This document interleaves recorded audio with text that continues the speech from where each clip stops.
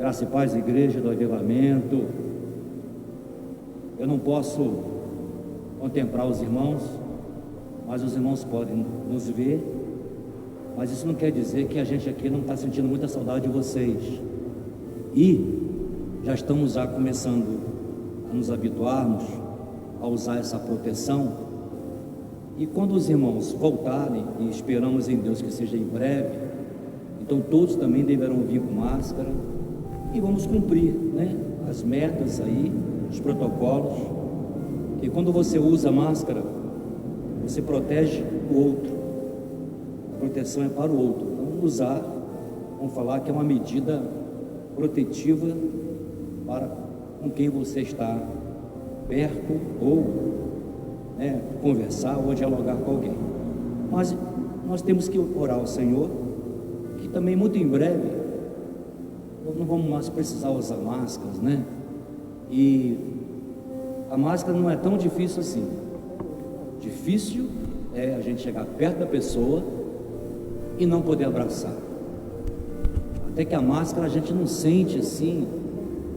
Eu, por exemplo, a máscara eu não tenho sentimento sobre a questão de estar usando. Mas a dor é você chegar perto de quem você gosta e não poder dar um abraço. Então isso tem deixado a gente assim, emocionalmente, né, afetado. Vivemos a vida inteira abraçando as pessoas, cumprimentando as pessoas.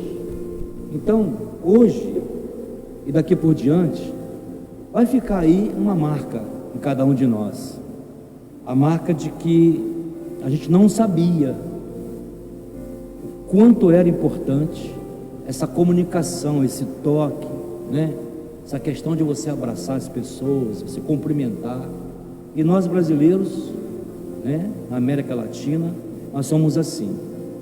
O europeu é mais distante, eles têm uma cultura muito diferente de nós, mas os brasileiros são de muito afeto, de muito toque. Isso é uma característica da nossa nação, é uma coisa muito boa. Tocar é o toque do afeto, abraçar é o abraço do afeto. Então nós queremos te abraçar essa noite, aqui neste culto, dizer para todos vocês aí em casa o quanto nós estamos sentindo falta do culto presencial, da comunhão, né, da adoração. Mas em breve nós voltaremos, muito em breve, e para isso a gente precisa estar orando. E eu já agradeço pela igreja. A igreja tem participado dos cultos, quarta, sexta, domingo, e tem sido para nós assim um diferencial. A igreja, ela se manteve unida através do culto online, e eu agradeço bastante a sua participação. Temos pessoas participando dos nossos cultos que não são membros da nossa igreja, são membros de outras igrejas, e tem pessoas que participam do nosso culto que não são membros de nenhuma igreja, porque têm participado, têm ouvido a palavra. E a gente vai endereçar nossa oração a todos que estão aqui. Eu vou pedir que você, nesse momento, aí na sua sala, né, pode estar assistindo na sua smart ou no celular. Vamos fazer esse momento agora de oração. Vamos orar, porque precisamos muito orar. Curva a sua cabeça, fecha seus olhos e vamos orar.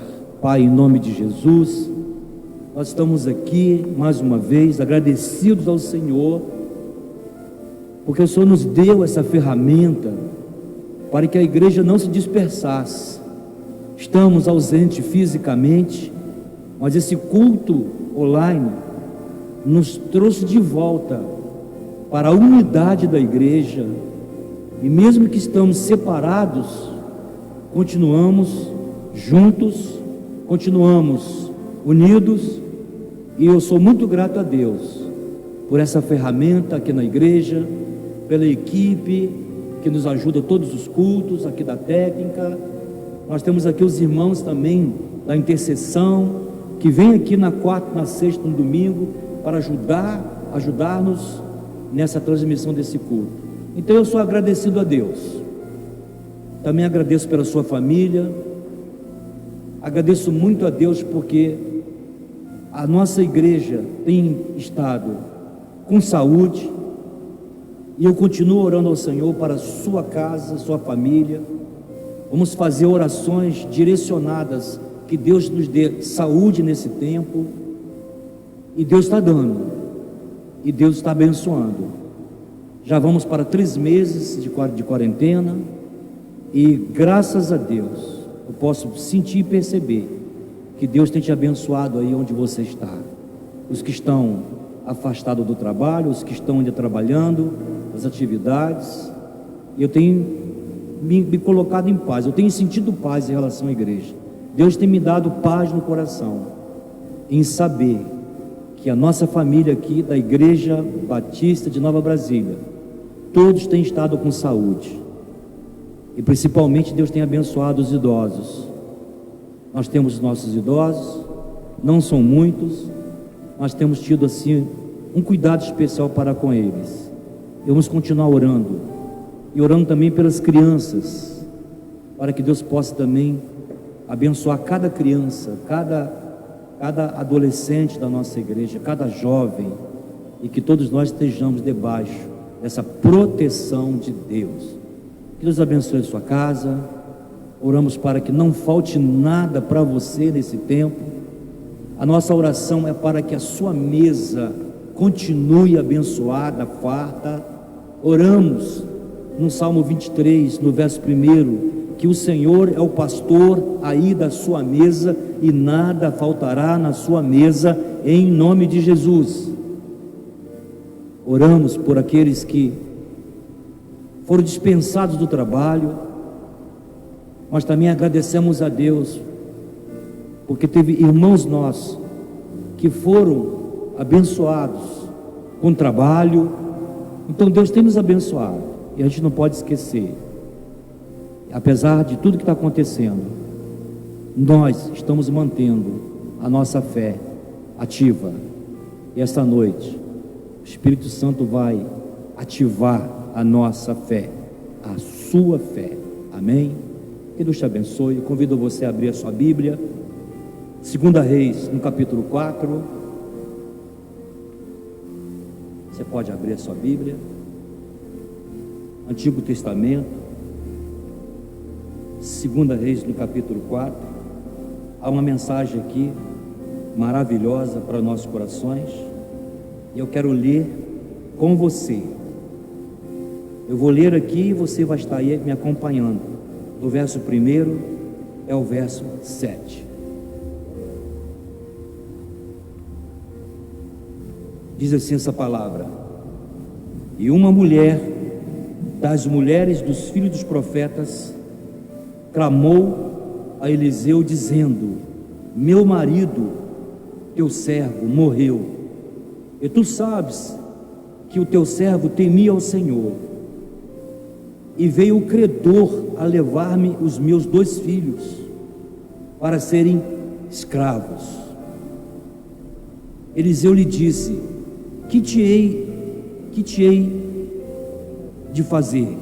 Que te hei de eu fazer? Declara-me o que é que você tem em casa.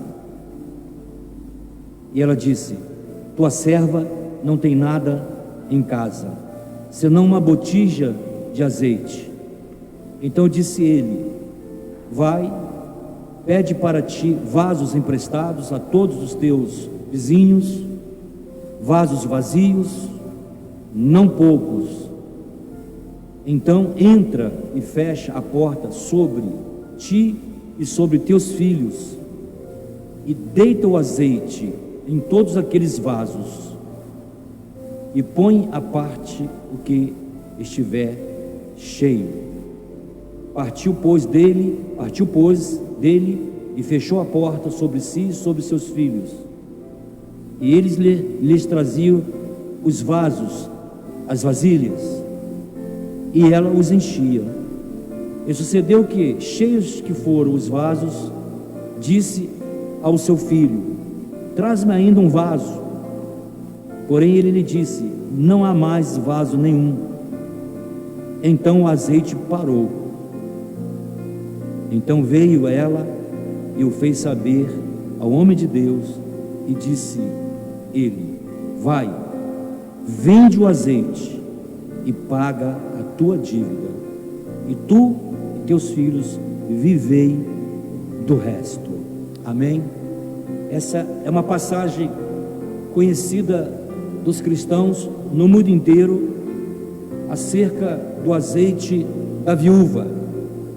Na Bíblia fala muitas histórias de viúvas, e quando a gente entende o porquê que sempre levanta-se uma história sobre viúvas, é que viúvas naquela época não tinham o que temos hoje, a previdência social, ou o que nós chamamos de pensão, né, dado pelo Estado, ou se tem hoje uma sociedade onde se contribui, e depois de contribuir a pessoa se aposenta e vive ali daquela aposentadoria. No caso das viúvas, elas vivem de pensão, né, da pensão.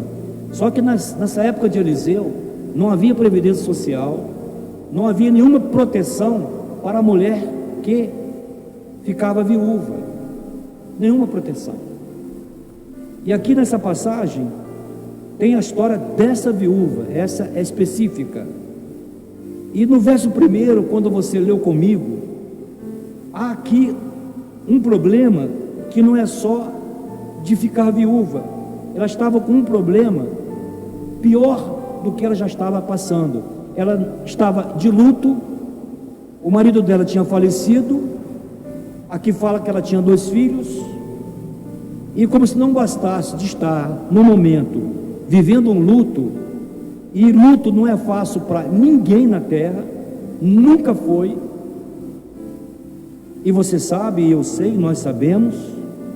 Então ela faz o seguinte, ela procura ajuda, ela vai procurar ajuda. E onde ela vai procurar ajuda? Não havia também naquela época o que nós chamamos hoje de serviço social, do que você conhece hoje através de prefeituras, através do Estado, né?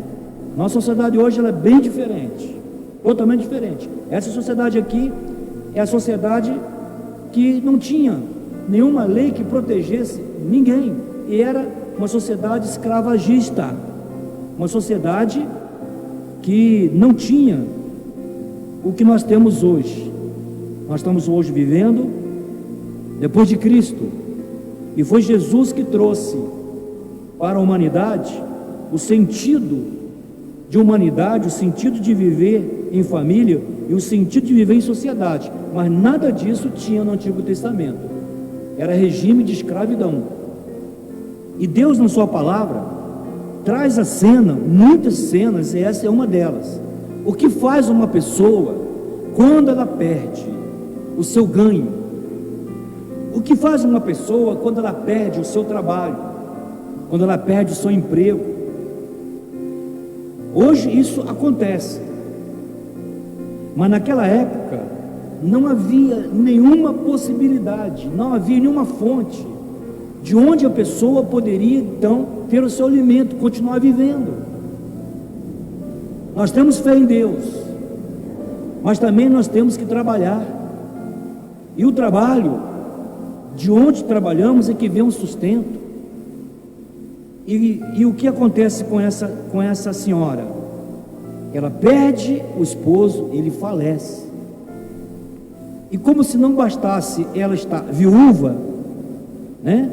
Estado civil viúva, ela foi cobrada, porque houve uma coisa triste, o marido dela morreu e ela ficou com dívidas. E aí eu quero que você entre aqui para nós entendermos a questão de cada um de nós, que vivendo, precisamos viver amparados, mas muitas vezes esse amparo vem de onde?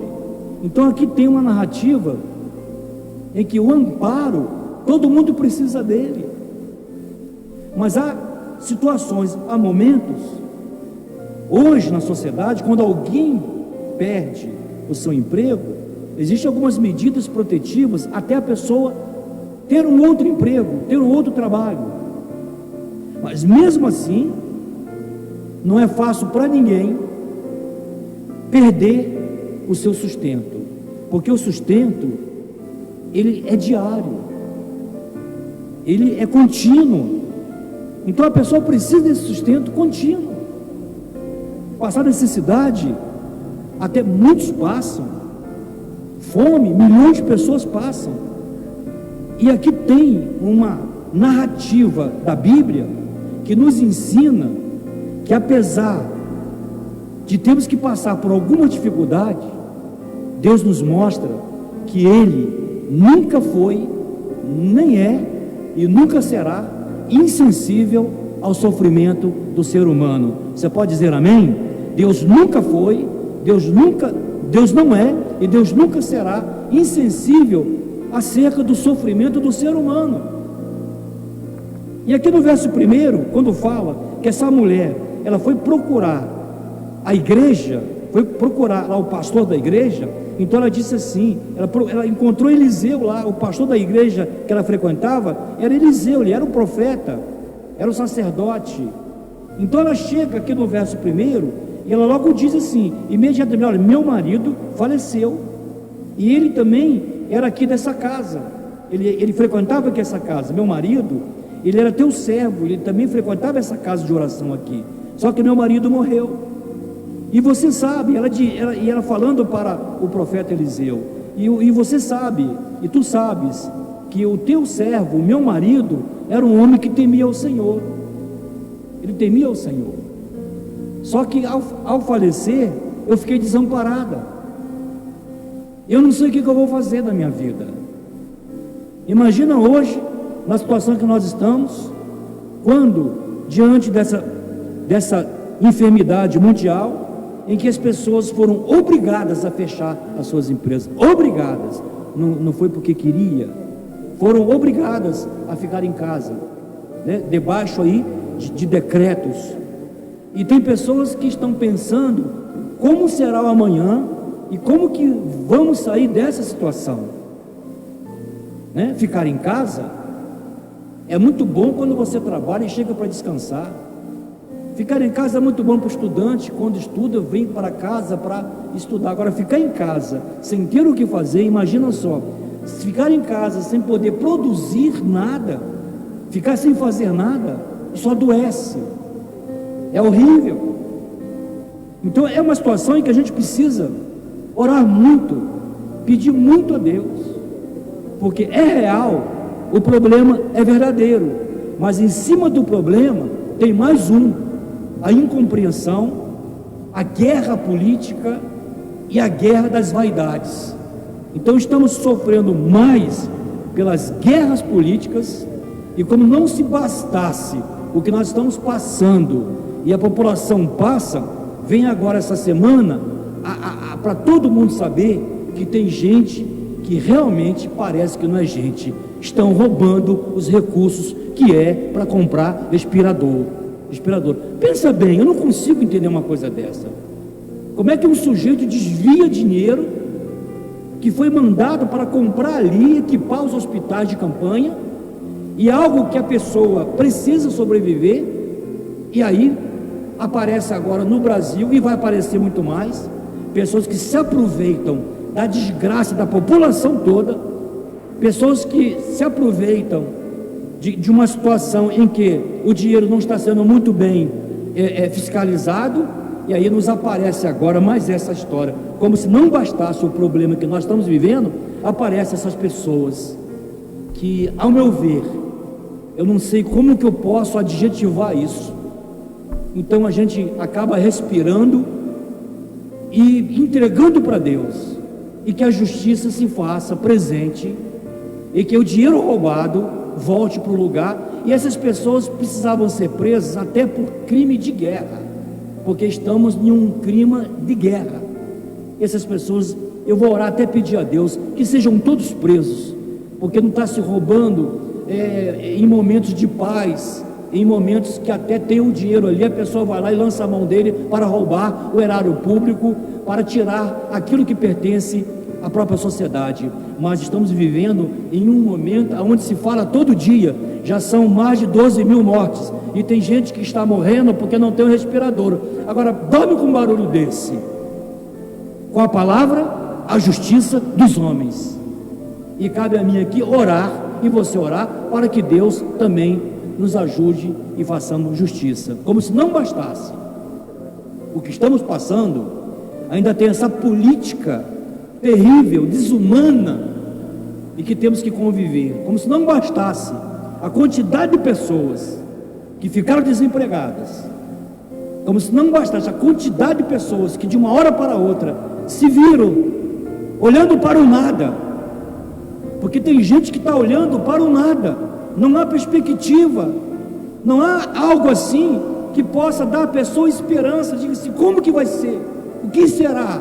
Então esse culto desta noite, hoje, quarta, sexta e domingo, o nosso compromisso aqui é trazer ao seu coração a resposta para essas questões tão terríveis. O que eu vou fazer da minha vida, como que eu vou reabrir os meus negócios, como que eu vou sustentar novamente a minha família, ou como sustentar a minha família num período em que estamos, porque precisamos orar muito, porque se depender dos governantes, morre uma grande parcela da população de fome e a outra de falta de assistência, porque só Jesus na causa. Então nós temos que orar como igreja, nós temos que fazer intervenções como igreja. Eu estou fazendo aqui uma intervenção enquanto pastor, uma intervenção de, junto com a igreja toda aqui nesse culto, a gente entender que você não precisa ficar também somente na sua casa, somente aguardando o retorno, fazendo a sua quarentena, cumprindo, mas também há algo que nós possamos fazer. E sabe de uma coisa? Embora não podemos fazer muitas coisas, né? As pessoas precisam exercitar, você precisa fazer alguma coisa para a mente não ficar parada, porque isso é horrível, né? Uma mente, de repente parou tudo. Então tem algo muito importante que eu vou falar para você agora. Nesse momento, eu aqui, com os irmãos que estão aqui me abençoando, você ia na sua casa. Nesse momento, há algo muito importante que você está fazendo. Você agora está aqui, junto comigo, buscando a Deus, em adoração, na palavra de Deus, buscando a Deus, na nossa unidade de oração e fé, buscando a Deus, exercitando a nossa fé, porque se nós hoje não podemos exercitar o físico, as academias estão fechadas, não podemos ir para a faculdade, os jovens não podem ir para a escola, então um ócio terrível.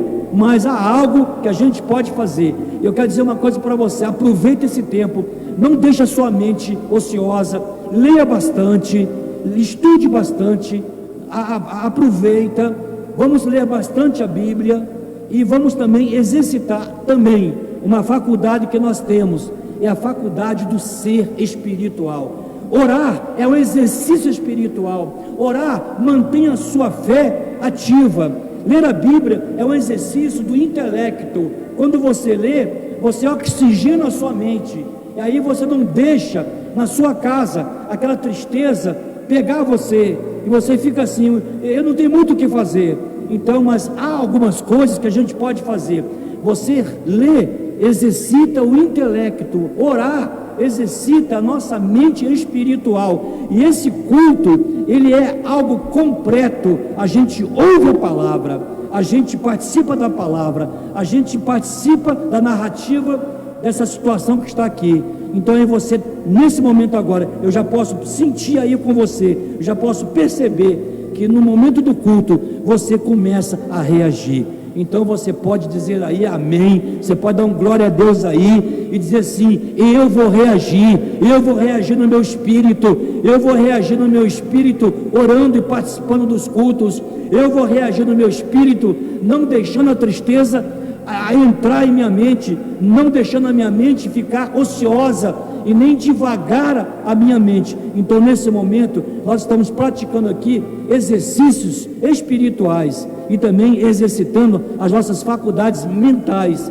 não deixando-a ociosa, porque tem também nesse momento pessoas que estão entrando em depressão pesada, tem pessoas que estão chegando até a ter surtos, e graças a Deus, você que tem a sua igreja, você que tem aí essa ferramenta, você não está nessa situação. Eu quero declarar que o povo de Deus não está surtado. Eu posso ouvir glória a Deus? O povo de Deus não está de cabeça baixa, o povo de Deus não está na depressão, não está depressivo e não está em agonia, porque o povo de Deus exerce algo muito importante. O povo de Deus aprendeu a exercer fé, aprendeu a exercitar fé. E nesse culto e nessa narrativa, eu quero colocar para você algumas questões. A questão dessa viúva.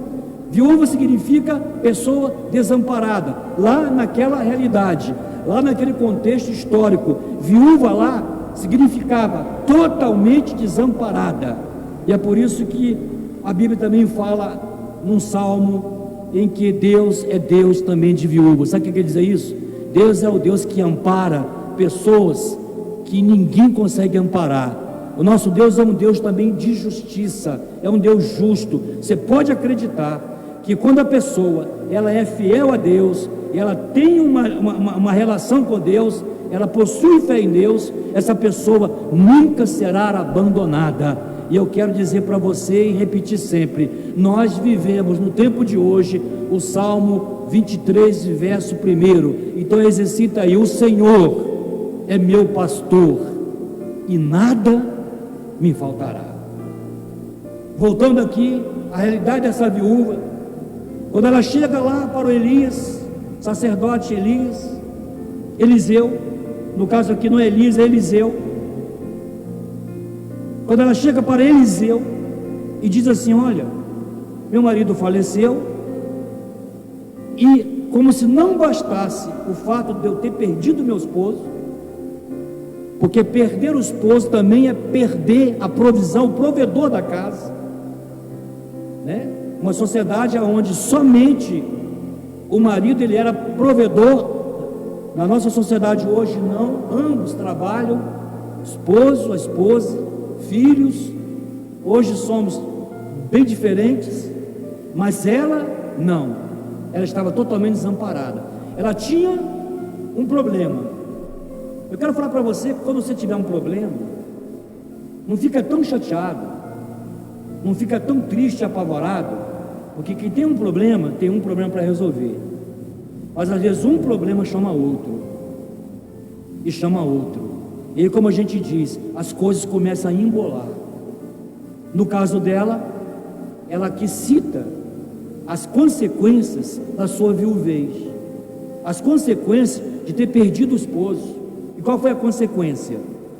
Ela fala que aqui ainda no verso 1: e veio o credor, veio alguém para cobrar uma dívida. Provavelmente o esposo dela tinha deixado uma dívida. E você sabe que quando alguém deve se ter uma dívida, o credor sempre vem. Tem um ditado que diz: prestação você pode fazer em 10 vezes, mas todas elas vencerão.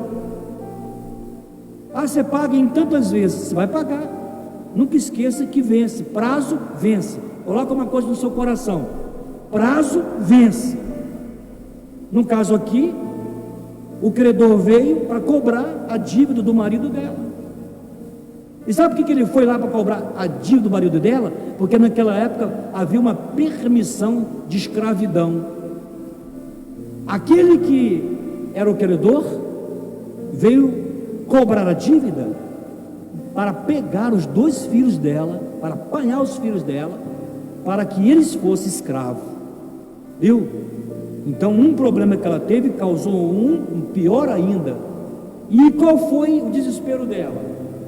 Ela foi buscar uma solução, e ela foi buscar uma solução em Deus. Eliseu aqui simboliza aqui para nós a presença de Deus. Eliseu aqui simboliza para nós lá, né, no local onde ele reuniu com as pessoas, simboliza aqui o conforto também e o amparo também de Deus. Então ela fala para ele assim: olha, veio o credor para levar os meus 2 filhos para serem escravos. E no verso 2 diz assim: Eliseu lhe disse, e aí ele respondeu: o que eu posso fazer para te ajudar? Uma resposta inteligente, objetiva e muito boa. No caso aqui, Eliseu, ele é o pastor dessa igreja. Então ela leva uma demanda para ele. Ela diz assim: pastor, a minha demanda é que eu não sei o que eu vou comer amanhã. A minha demanda, eu não tenho nada lá em casa, e eu não vou deixar levar os meus filhos como pagamento da dívida. Então eu quero que você entenda que na vida nós temos as nossas demandas. Nós temos, vamos falar assim, nós temos os nossos, não vamos falar não de despesa, nós temos os nossos investimentos, nós temos os nossos projetos, nós temos os nossos sonhos. Mas nesse momento agora, no mundo inteiro, sonhos, projetos, parece que tudo acabou, parece. Nesse momento, não tem muita gente pensando em projetos e nem sonhando. Está todo mundo preocupado com a sobrevivência. Chegamos a esse ponto, mas isso é no mundo inteiro.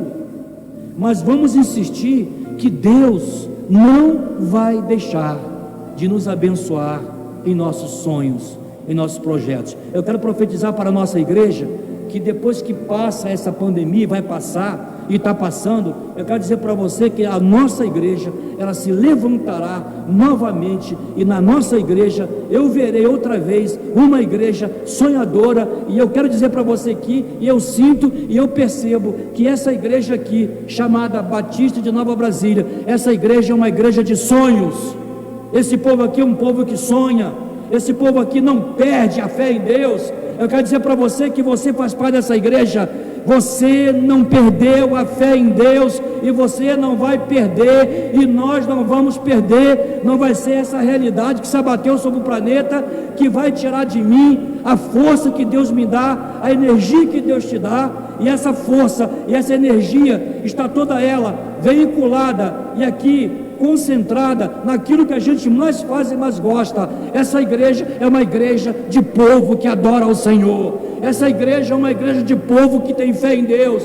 Essa igreja é uma igreja de membros que não desiste. Eu quero dizer para você que é membro dessa igreja, e mesmo que não seja, você é uma pessoa de fé. Não perca a sua fé. Você é uma pessoa que tem um pensamento voltado para Deus. Então você não se deixe levar por essas circunstâncias, porque nós não vivemos de circunstâncias, nós não vivemos pelo que vemos, nós vivemos pela fé em Deus, e pela fé em Deus a nossa igreja está de pé. Você vai continuar de pé. Pela fé em Deus a nossa igreja, ela vai perseverar, ela está perseverando. A nossa igreja se levantará com uma unção dobrada. Eu quero profetizar que essa igreja é uma igreja que tem uma unção dobrada, e eu sou testemunha disso. Eu convivo com essa igreja, com cada adolescente, com cada jovem. Essa igreja aqui é uma igreja de grandes vitórias. Essa igreja aqui é uma igreja de luta, mas é uma igreja de grandes vitórias. Eu quero dizer para você que está aí na sua casa, está passando, mas nós vamos retornar, estamos retornando com mais fé em Deus. Deus vai dar uma unção dobrada para esta igreja, que é você que está aí agora na sua casa. Deus vai dar ao seu esposo que está aí, Deus vai dar à sua esposa que está aí, Deus vai dar à sua família que está aí. Deus está te dando aí onde você está uma unção dobrada do Espírito Santo de Deus, porque esse profeta Eliseu, ele tinha uma unção dobrada na medida de Elias que passou para ele. E ele, quando pediu Elias, ele fez um pedido a Elias: eu desejo uma porção dobrada do teu Espírito. Era a herança que Eliseu estava levando. E quando nessa noite eu estou aqui trazendo para você uma narrativa bíblica, uma história bíblica, aonde tem aqui algo que está muito peculiar ao que estamos vivendo no momento de hoje. Hoje tem na sociedade brasileira e no mundo inteiro um desamparo social. Eu quero também pedir para que a igreja ore pelo governo, por eles, para que as pessoas mais humildes, da mais humilde, não venham padecer necessidade. E quando eu falo isso, eu falo com a minha fé ativada, dizendo: meu irmão, minha irmã, você que está aí na sua casa, a expectativa não é boa, né? O que se vê não é bom, mas você sabe, nessa igreja aqui, nós não vivemos por vista, nós vivemos por fé. E a sua fé manterá você de pé. E o louvor que você presta a Deus manterá você saudável. E esse culto que você está aí acompanhando, não assistindo, esse culto nos mantém saudáveis, emocionalmente, fisicamente e espiritualmente. Quando essa viúva vai pedir ajuda, e graças a Deus, aqui tem um exemplo de um sacerdote de Deus, e imediatamente ele não foi insensível à demanda dessa mulher. Então ele pergunta para ela, verso 2: o que eu posso fazer para te ajudar? E ele faz mais a segunda pergunta: fala para mim, o que é que você tem em casa? Teu marido morreu? O credor veio pegar teus filhos para pagamento da dívida e para ser escravo? O que você tem em casa? Eu gosto muito aqui dessa palavra, é a sensibilidade desse profeta, uma sensibilidade social que os sacerdotes precisam ter de Deus. Sacerdotes não podem ser insensíveis ao sofrimento das pessoas, seja pastor, seja padre, seja rabino. Um sacerdote de Deus não é insensível às necessidades das pessoas que vêm para a igreja, não é. E aqui ele se mostra sensível, e a resposta dela para com ele: tua serva não tem nada em casa, senão uma botija de azeite, somente isso. No verso 3, ele continua estabelecendo com ela um diálogo. Todo diálogo é terapêutico, porque o diálogo traz soluções. Então ele continua assim: vai para a tua casa, pede para ti, vai lá na sua vizinhança, pega vasilhas, panelas, vasos emprestados lá a todos os teus vizinhos, mas pede panelas vazias. E outra coisa, mas não pega poucas panelas não poucas, pega muitas panelas. No verso 4, ela vai para casa e obedece aquele entendimento. Os profetas e os sacerdotes de Deus são pessoas que têm uma fé acima da média, são pessoas que têm intimidade com Deus, são pessoas que vieram ao mundo para serem luz para as pessoas, para trazerem palavras de fé para as pessoas. Porque tem uma coisa que atrapalha muito a vida da gente, além do problema que todo mundo tem e que está passando por algum tipo de problema, pior ainda é você ter um problema e ter alguém falando na sua cabeça. Você já pensou, já parou para pensar isso? Tipo assim, como se não bastasse os problemas que todo mundo tem, que é natural na vivência, na convivência, ainda tem pessoas que não ajudam em nada. Eu quero dizer para você esta noite, que você tem de Deus todo o amparo, toda a ajuda que você está precisando, que você vai precisar. Se você conhece alguém, ora por esse alguém. E Deus é tão bom que até mesmo nós também, como convivemos com pessoas, tem pessoas que têm palavras boas para nos dar. Tem pessoas que quando abre a boca, ela abre um caminho para você passar. Tem pessoas que quando abre a boca te dá uma direção, te dá uma ideia. Porque coisa triste é quando está tudo ruim, ainda tem gente que abre a boca para pesar mais ainda, para atrapalhar mais ainda. Mas essa noite, aqui diante de você e na sua casa, diante dessa igreja, eu trago para você uma palavra não boa, mas uma palavra excepcionalmente boa. Eu trago para você uma palavra de Deus. Você vai superar todas as suas dificuldades, você vai vencer todos esses momentos. E a palavra que ele deu para ela, aqui esse pastor, esse sacerdote, ele deu para ela uma chave que foi um enigma. Ele deu para ela algo que hoje a gente entende, mas naquela época ele era um homem de muita visão. Ele plantou nessa mulher, que trouxe para ele o desespero, ele plantou uma semente de esperança. Cuidado de gente do seu lado que planta dúvida na sua cabeça, Cuidado com pessoas que só plantam coisa ruim na sua mente.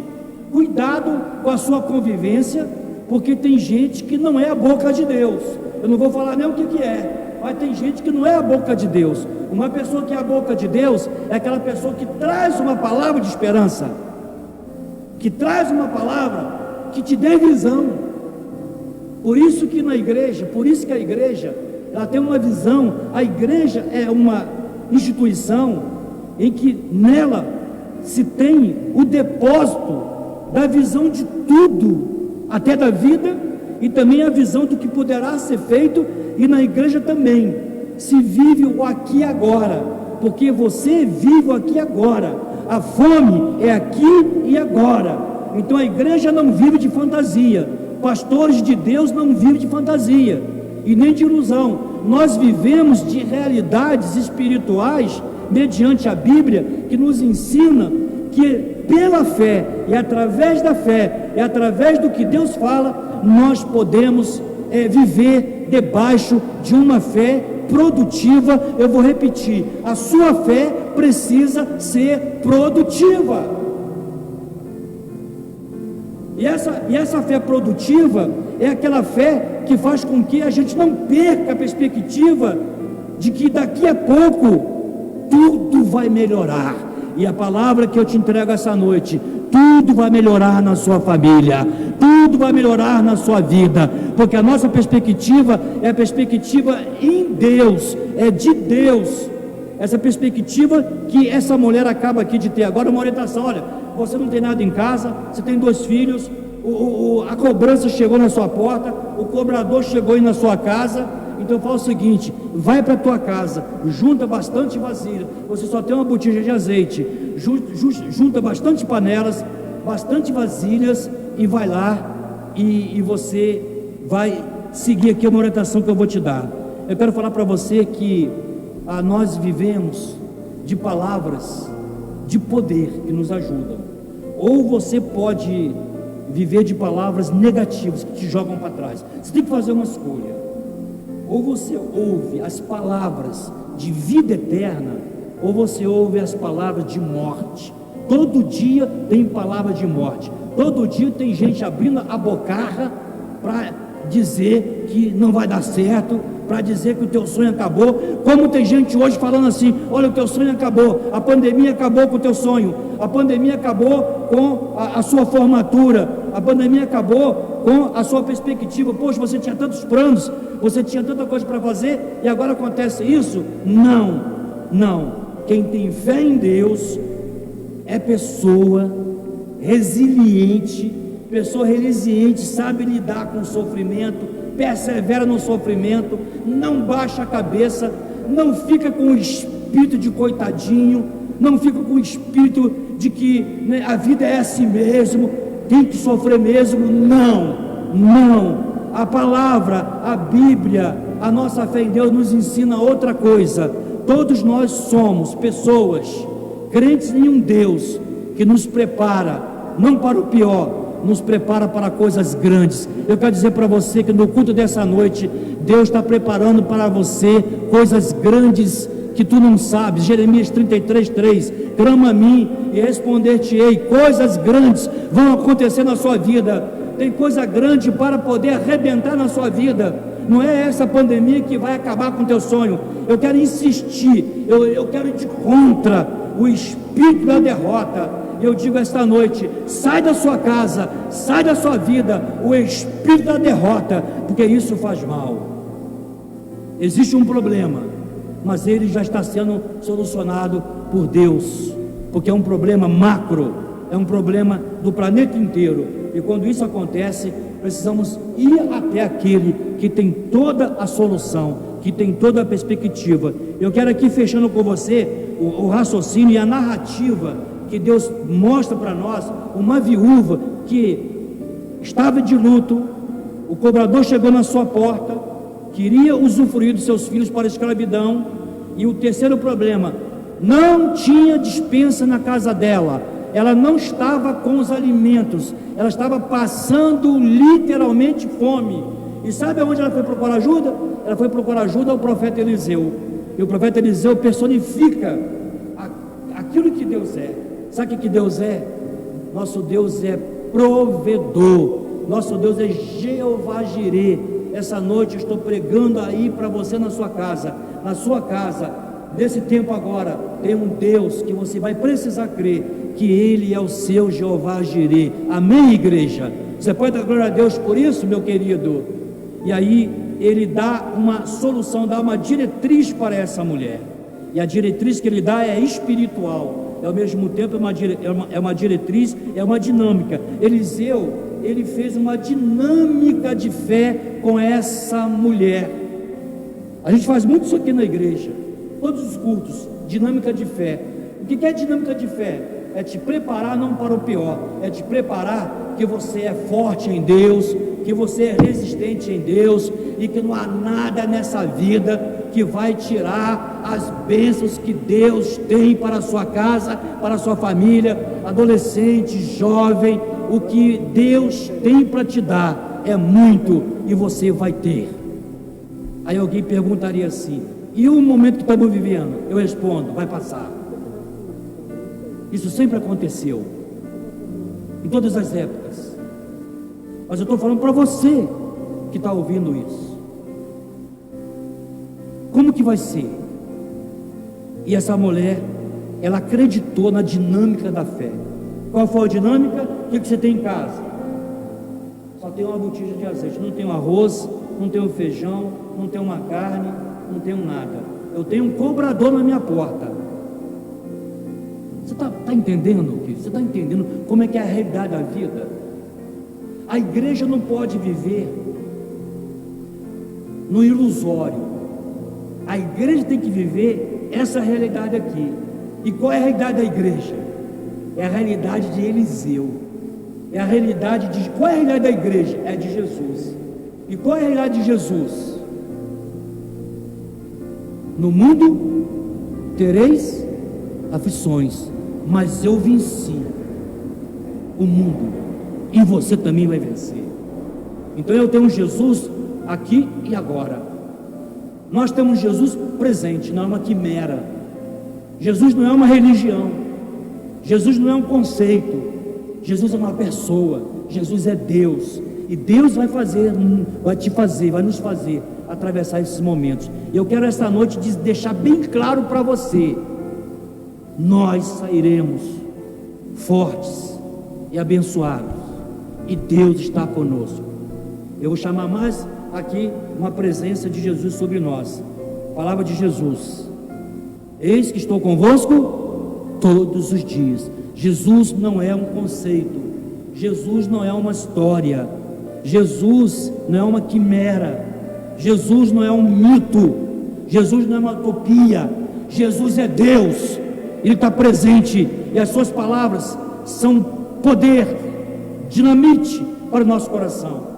E essa noite estou entregando uma palavra para você que é um dinamite. Quando eu prego para você aqui agora, eu estou cheio dessa energia. E qual é a energia que eu estou aqui agora? A energia da fé, a energia do poder de Deus. E é isso que eu preciso passar para você. E quando essa mulher acata, aceita a dinâmica da fé de Eliseu, então ela vai para casa e realmente ela faz algo assim que é um pouco estranho, né?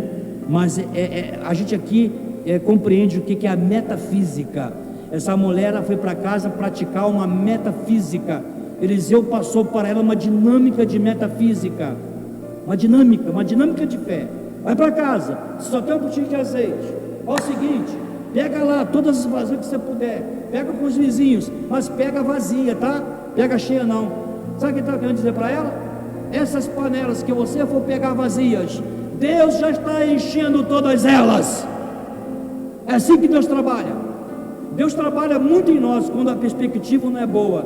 Deus trabalha muito em nós, talvez quando as suas panelas não estão muito vazias, porque o dia que as suas panelas não estiver muito cheia ou metade cheia, Deus está querendo dizer o seguinte: eu sou Deus que dou e que entrego aquilo que você não tem e não tem de onde tirar. Eu quero ver uma pessoa passando necessidade. Quem é que vai poder ajudar? Tirar de onde e quem pode dar? Eu quero fazer o fechamento aqui para você. em todos os momentos de situações extremamente difíceis e delicadas, a qual estamos vivendo hoje. Nós temos um Deus que não nos abandona. E aqui no verso 3, ela faz a dinâmica da fé de Eliseu. Partiu, pois, dele e fechou a porta sobre si, sobre seus filhos. Ela sai da presença de Eliseu, vai para casa, fecha lá o seu quintal, sobre os seus filhos, e fez o que ele falou, pedia lá emprestadas vasilhas, e as pessoas emprestaram as vasilhas vazias, e quando ela juntou uma quantidade de vasilhas, e ela pega aquela botija e despeja em cada vasilha, enquanto ela despejava, aquele azeite não acabava. Esse azeite aqui é um simbolismo da nossa fé. Enquanto você exercer a sua fé, enquanto você ativar a sua fé, o azeite não vai acabar na tua botija. Enquanto você manter a sua visão em Deus, essa visão de Deus fará de você uma pessoa visionária. E assim ela procedeu. No verso 6, e aconteceu que, cheios que foram os vasos, as vasilhas, as panelas, então ela chegou para um dos seus filhos e pediu ao seu filho: me traz aqui mais uma panela, porque o azeite, quanto mais colocava, mais rendia. Aqui também tem ensinos que hoje não vamos passar, mas aqui tem um ensino acerca da multiplicação e acerca da origem de todas as coisas. Deus é a fonte eterna, não só da vida eterna, mas Deus é a fonte e Deus é o suprimento de tudo que há no planeta Terra. De tudo, Ele é a fonte, Ele é o suprimento. E quando ela chega para o filho e pede assim: me dá mais vasilhas, e sabe o que ele fala para ela? Ele disse assim: mãe, não há mais vaso nenhum, não há mais vasilha, não há mais panela, acabou. Quando ele chega para a mãe dele e fala que acabou a panela, essa panela tem um simbolismo também da necessidade de cada um de nós. Quanto maior a necessidade que você tem, mais Deus supre as suas necessidades. Você pode dar glória a Deus, meu irmão? Eu quero aqui já, começando aqui a orar com você. Há uma palavra em Filipenses, no capítulo 4, no verso 3. É a metafísica de Deus. Vou te dizer o que é isso agora. Posso é uma atitude verbal daquilo que a gente quer. Posso quer dizer autoridade. Eu posso, eu tenho. Ainda que não tenho, eu tenho. Ainda que não posso, eu posso. Então tem um entendimento aí. Posso. Ainda que não posso, posso. Ainda que não tenho, tenho. Qual é o segredo? Posso todas as coisas naquele que me fortalece. Você pode dar uma glória a Deus aí? O que é que está te faltando? Não vai te faltar. O que é que você está precisando? Vai chegar até você. O que você deseja? Eu quero recuperar meu trabalho, você vai recuperar. Eu quero cuidar dos meus filhos, você vai cuidar dos seus filhos. Eu quero dizer para você de todo o meu coração: não vai te faltar nada, absolutamente nada. E eu estou aqui com toda a minha inteireza de alma e coração, como um pregador do Evangelho. Jamais eu poderia chegar aqui desanimado, chegar aqui triste e sem fé, para te pregar sobre fé e para te pegar e pregar para você que Deus faz. Se eu prego para você que Deus faz, Ele já está fazendo na sua vida. Se eu prego para você que Deus vai te abençoar, Ele já está te abençoando. Se eu prego para você que Deus é poderoso, Ele é poder na sua vida. Então posso todas as coisas naquele que me fortalece. E lá no verso 19 de Filipenses 4:19 tem uma outra passagem lá, é linda, fala sobre as necessidades presentes, fala sobre o aqui agora. Meu Deus, verso 19, Filipenses 4:19. Meu Deus, isso é para quem está desempregado, hein? Para quem está aí preocupadíssimo com o alimento, escuta essa: meu Deus, em Cristo Jesus, suprirá todas as nossas necessidades. Família de Nova Brasília, você pode dar um glória a Deus aí agora, você pode levantar a sua mão aí agora. Essa palavra é uma palavra linda, poderosa. O Evangelho é poder, o Evangelho é poder, o culto é poder, a igreja emana poder. Se tem uma coisa, se há na igreja uma coisa que aqui não tem, é o negativismo. Pessoas crentes têm fé em Deus, e pessoas crentes não são negativistas. Pessoas que têm fé em Deus nunca desistem, e você é uma pessoa indesistível. Vai passar tudo isso, e Deus vai te dar estratégia, Deus vai te dar uma mente poderosa, Deus vai te dar um insight vindo dele mesmo, e esse insight é esse que eu falei para você. Meu Deus, em Cristo Jesus, suprirá todas as necessidades da nossa família, família de Nova Brasília. Receba essa palavra, não vai faltar o pão na sua mesa, não vai faltar o alimento na sua casa, seus filhos terão, sua família prosperará, mesmo embaixo a essa crise, porque quem está em Cristo não tem crise, Cristo não crise. Deus nos ensina, crie, não fique falando da crise, quanto mais você fala, mais você entra nela. Eu quero repetir, meu Deus, o Deus dessa viúva, em Cristo Jesus, através de Eliseu, suprirá todas as minhas necessidades. Eu quero te ajudar para poder você orar comigo agora. Cita comigo aí, meu Deus, em Cristo Jesus, suprirá na minha família tudo aquilo que a gente precisa, e Deus supre mesmo. E eu, no fechamento aqui, quando o rapaz fala para a mãe assim, mãe, acabou a vasilha. Quando ele fala que acabou a vasilha, o azeite estanca na hora. Isso aqui é um simbolismo, o azeite, a fé, que não estava acabando, que quanto mais jogava, mais rendia. Fé, procure crescer na fé, não deixe a sua fé parar. Se a sua fé parar, para o azeite. O azeite simboliza todas as bênçãos que Deus quer te dar. Não pare com a sua fé. Eu quero pedir para você fazer exercício de fé. Como? Ler a Bíblia é um exercício de fé. Quero pedir para você orar mais. Orar é um exercício de fé. Quero pedir para você orar pelas pessoas que estão passando fome. Tem muita gente passando fome. É exercício de fé, você pensar nos outros. E aí, quando aqui ele fala para a mãe dele que acabou, não há mais vaso nenhum, então o azeite parou. Verso 7. Então veio ela e foi lá avisar o sacerdote e dar para ele o feedback. A viúva foi para o Eliseu dar o feedback para ele lá, e foi falar para ele assim, olha, aquela orientação que você me deu, aquela metafísica que você me deu, aquela dinâmica de fé que você me deu, eu enchi todas as vasilhas que eu peguei, só uma coisa eu não fiz, a minha fé foi pequena. Eu poderia ter pego todas as vasilhas, mas eu não peguei todas as vasilhas. Mas as poucas que ela pegou, foi tanta, que tem aqui uma palavra para a macroeconomia do mundo de hoje. Está aqui no verso 7. Ele orienta ela, vai, vende o azeite que você conseguiu multiplicá-lo. Escuta, você tem algo em você que é tesouro. Necessariamente tesouro não é ter dinheiro na mão. Necessariamente tesouro é você ter o tesouro no seu coração, é você ter o tesouro na sua mente.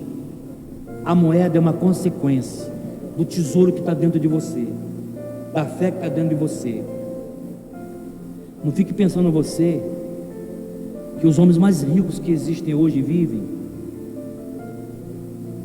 nasceram ricos, não nasceram.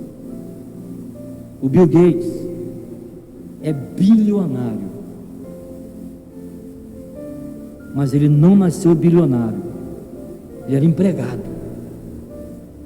mas ele tinha um tesouro dentro dele. Ele tinha fé, ele estudava e tinha esperança. Microsoft É a marca de Bill Gates. Todos os homens que ficaram ricos não eram ricos, não nasceram ricos. Sabe por quê? Porque nós nascemos com a riqueza dentro de cada um de nós. Por isso não reclame. Por isso não seja uma pessoa reclamadeira. Não fique murmurando, falando que você não tem, e que não tem, e que ninguém te deu, que você não tem pai rico ou mãe rica. Não faça isso. Deus te faz e te fez pessoa muito rica. É preciso que você dê um start aí, preciso que você fique ligada, porque hoje eu passo para você uma dinâmica de Eliseu, uma dinâmica de fé, uma dinâmica na metafísica, de você crer em coisas que você não vê, Qual foi a orientação que ela recebeu? Vai e vende tudo que você tem, paga a tua dívida. Eu quero aqui agora fechar isso com você. Não é da vontade de Deus que nenhum de nós possamos viver sempre em dívidas, mas que possamos viver sempre em investimentos. Investimento não é dívida. Dívida é quando você não sabe lidar com aquilo que Deus entrega na sua mão. Então ele vai, vende tudo que você conseguiu lá, e tu, teus filhos, vivei do resto. Mas foi tanto azeite que ela pôde fazer uma poupança. Vive do resto, vende o que você tem, paga a tua dívida lá ao homem, e você vai viver do resto. Sabe o que é isso? E aqui eu posso orar com você. Sabe o que é isso aqui? Meu Deus, em Cristo Jesus, suprirá aí na sua casa todas as suas necessidades. Eu peço a você agora aí na sua casa, família de Nova Brasília, quem não é daqui, de todas as igrejas, eu quero aí orar com você. Ora comigo agora e diga: Senhor meu Deus, eu recebo essa palavra de que há uma riqueza de Deus em cada um de nós. Há uma riqueza de Deus em mim, dentro de mim. E essa riqueza que há dentro de cada um de nós, e tem como base a nossa fé, e essa fé nos faz sermos pessoas sempre vencedoras, nunca derrotadas. A nossa fé em Deus nos faz sermos sempre verdadeiros vencedores, porque em Cristo Jesus a igreja é mais do que vencedora. Eu oro agora para que Deus faça na sua casa o que fez na casa dessa viúva. Que Deus te dê tudo o que você precisa, e eu profetizo que a sua despensa nesse período agora estará sempre cheia, transbordará. Quanto mais a sua fé transbordar, mais as suas bênçãos se multiplicará. Um abraço, que Deus te abençoe, e que essa palavra possa encontrar dentro de você a âncora para você jamais baixar a sua cabeça. Temos um Deus que é o dono do ouro e da prata, e ainda que todos nós em algum momento da vida passamos alguma necessidade, mas isso não passa de um aprendizado para a gente cada vez mais cumprir a nossa parte da inteligência, exercitar o intelecto, exercitar a cultura, ler nos depositários da sabedoria a Bíblia Sagrada, e ter nela a orientação para todos os momentos da nossa vida, e incluindo este que estamos passando, porque seremos mais que vencedores. E agora, não esquecendo, vamos praticar a solidariedade, o ser solidário com os que sofrem. Oramos agora em nome de Jesus, que guarde as famílias dos enlutados, porque muitos já tombaram nessa guerra. E só Deus pode suprir necessidade de cada família no Brasil e no mundo que perdeu alguém, mas que em Deus sejam todos consolados. E nós que estamos vivos, não mais podemos deixar sair da nossa boca que está tudo ruim, que vai dar tudo errado, que está uma desgraça.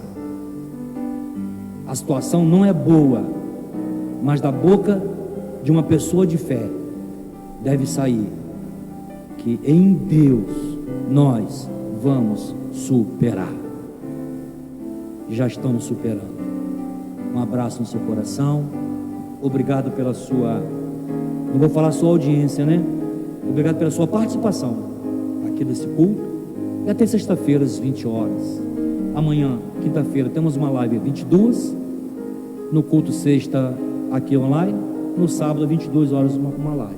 Eu quero mandar aqui, aproveitar aqui, um beijo nas crianças da igreja. Já pedi alguém para me dar os nomes dela, para me poder estar aqui dando um abraço para cada uma delas. Sei de qual é o nome de todos os idosos, mas não sei de qual é o nome de todas as crianças da igreja.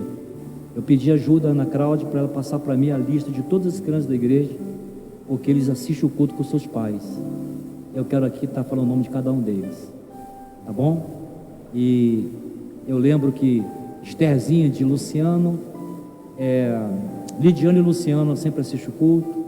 João Pedro de Simone e Reginaldo assistem o culto, né? O filho da Silvana e do Edinho, Daniel, assiste o culto. Então eu quero mandar um abraço para todas as crianças, tá bom? Então eu vou aguardar aí ter esses nomes aqui, porque a gente convive aqui com as crianças que nasceram aqui, hoje já são adolescentes. Aqui agora eu tenho aqui umas moças aqui que eu vi neném, estão aqui comigo aqui agora, me ajudando a fazer o culto aqui. Então a gente tem esse carinho, tem esse amor, tá bom? Então fica aqui meu pedido a todos vocês. Abraço, até sexta.